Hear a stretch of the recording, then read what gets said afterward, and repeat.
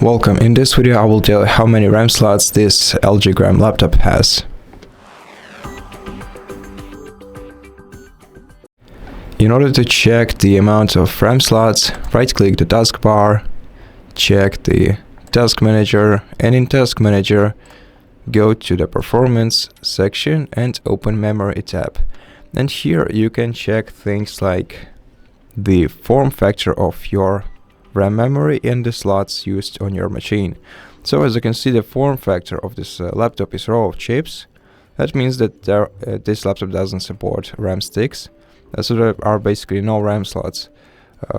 No slots compatible with no RAM slots compatible with RAM sticks, because instead this laptop uses chips that are integrated into its motherboard. The laptops supporting replaceable RAM slots use SODIMM form factor, and this laptop uses integrated RAM memory, so there are basically no RAM slots, as I said. Thank you for watching this video. If you liked it, please consider subscribing to our channel, leave us a like and a comment below, and I'll see you in the next one.